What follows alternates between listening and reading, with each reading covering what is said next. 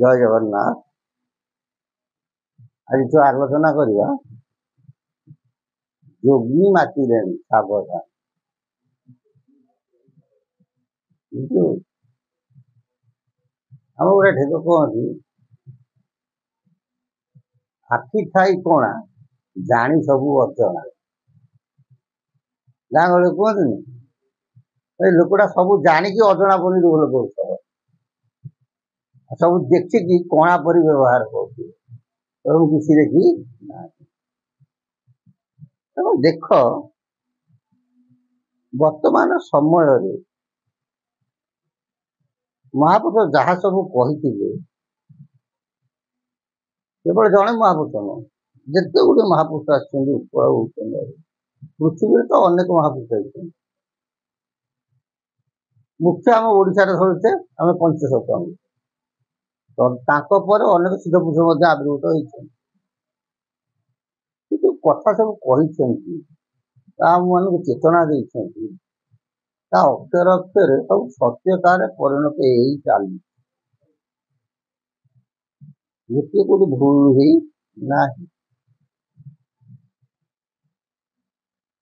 ଅନେକ କଷଣ ଆମ ଉପରେ ପଡ଼ିଲାଣି, କିନ୍ତୁ କାହାର ଚେତନା ଫେରିବ କି ଫେରିବ ନାହିଁ, ଆଉ ଫେରିବ ନାହିଁ। ପଦ କୁହେ ମୋର ମୋର କହି ସର୍ବେ ମରିବେ ଅଚ୍ୟୁତର କିସ ମଲା।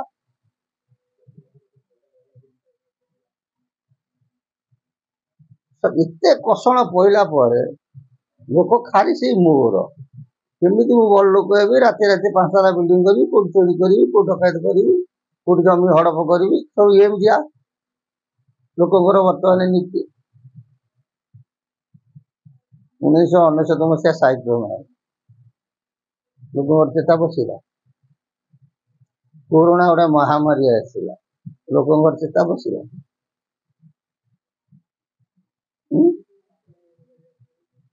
ଆମ ଛୁଆ ବେଳେ ଆମେ ଶୁଣିଥିଲୁ ଗୋଟେ ଡାଇରିଆ ହୁଏ ବା କଲରା ରୋଗ ହୁଏ, ଯାହା କୁହନ୍ତି ଶୁଦ୍ଧ ଓଡ଼ିଆରେ ହଇଜା। ଆମ ଛୁଆ ବେଳେ ଆମେ ଦେଖିଛୁ। 2025 ମସିହା ହଁ କି ନାହିଁ, ବର୍ତ୍ତମାନ 2025 ମସିହା ମନୁଷ୍ୟ ଚନ୍ଦ୍ରମଣ୍ଡଳରେ ଯାଇ କଣ କଲାଣି, ବାସ କଲାଣି। ବିଜ୍ଞାନ କେତେ ଉନ୍ନତ ଧରଣର ହେଲାଣି। 2025 ମସିହାରେ ହଇଜା ଆସିଲାଣି, ଲାଗୁଛି ଯାଜପୁର, ଭଦ୍ରକ, ବାଲେଶ୍ୱର, ଏବେ ସମ୍ବଲପୁରରେ କଣ ବାହାରିଲାଣି, ଆମେ ଦେଖୁଛେ। ସେ ଯାହା ହଉ ହଇଜା ବାହାରିଲାଣି। ହଇଜାଟା ଆମେ ସମସ୍ତେ ଜାଣିଛେ କଣ, ଖାଦ୍ୟପେୟର ଦୂଷିତରୁ ହଇଜା ହୁଏ। ଆମେ ଗୋଟେ ନ୍ୟୁଜ ଦେଖୁଥିଲୁ, ସେଥିରେ ଦଉଥାଏ ମାନେ ଡାଇରିଆ ଲୋକ, ହଇଜା ଲୋକଙ୍କ ସଂସ୍ପର୍ଶରେ ଆସିଲେ ଏବେ କଣ ହଉଛି, ହଇଜା ହଉଛି। ସରକାର କହୁଛନ୍ତି କଣ, ଯାହାର ଆରମ୍ଭ ହଉଛି ମାନେ ସାଥି ତମେ ଡକ୍ଟର ପରାମର୍ଶ କର। ସଂସ୍ପର୍ଶରେ ଆସିଲେ କଣ ହଉଛି, ହଇଜାଟା ହଉଛି। ଲୋକ ଚିନ୍ତା କିଏ ଜଣ କରୁଛନ୍ତି।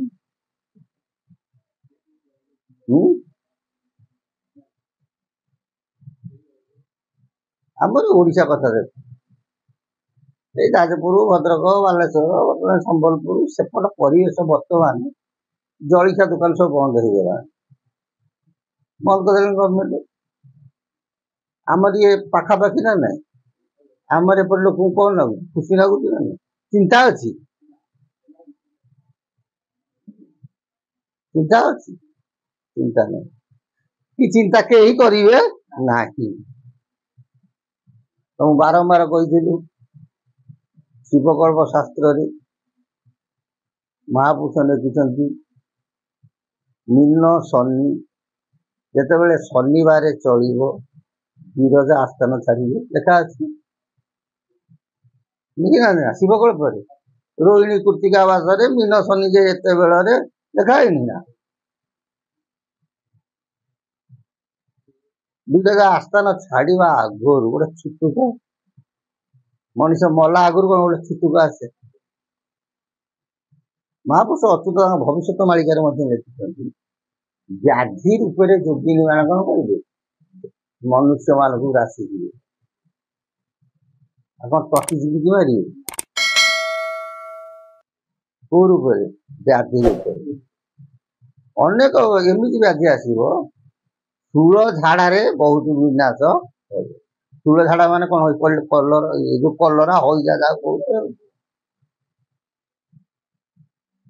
ବୁଝିହଉଛି କିନ୍ତୁ ମହାପୁରୁଷ ସେତେବେଳେ ଯାହା କହିଥିଲେ ବର୍ତ୍ତମାନ 2025 ମସିହାରେ ବିଜ୍ଞାନ ଏତେ ଅଗ୍ରଗତି ହେଲେ ମଧ୍ୟ ଘଟଣା ସବୁ ଘଟି ଘଟିକା ଯାଉଛି ଧୀରେ ଧୀରେ କଣ ବିଜ୍ଞାନର ବଳ ଚନ୍ଦ୍ରମଣ୍ଡଳ ଲୋକ ପଶୁଛନ୍ତି କିନ୍ତୁ ଇଆଡେ ମୂଳ କଣ ଉପୁଡି ଉପୁଡିକା ହଉନାହିଁ ନା ସେଥିପାଇଁ ମହାପୁରୁଷ କହନ୍ତି ବ୍ୟାଧି ରୂପେ ଯୋଗିନୀ ମାତିବେ ଭୟ ରହିବ ନାହିଁ ଶୂଳ ଝାଡାରେ ଥୋକେ ମରିବେ ଶୁଣ ବ୍ରଜତ ନେଇ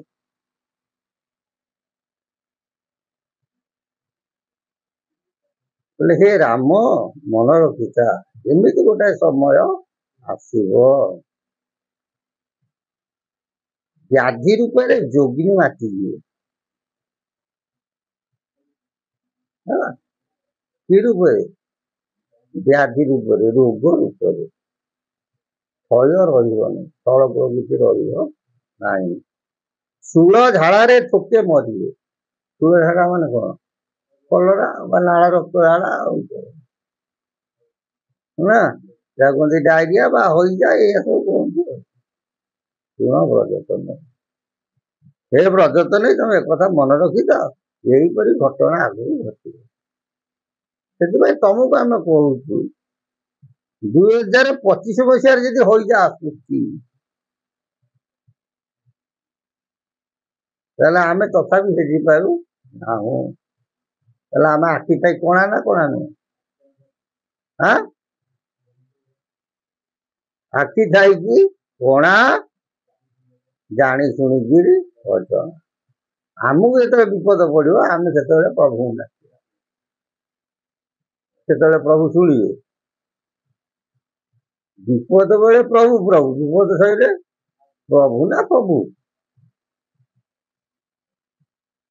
ହଁ କି ନାହିଁ ତେଣୁ ଏଇଟା ମନେ ରଖିଥାଅ ବିନାଶ କାଳେ ବିପରୀତ ବୁଦ୍ଧି ଜୟ ଜଗନ୍ନାଥ ପ୍ରଭୁଙ୍କ ସଦିଚ୍ଛା ପୂର୍ଣ୍ଣ ହଉ ବୋଲ ଆନନ୍ଦେ କବା ହରି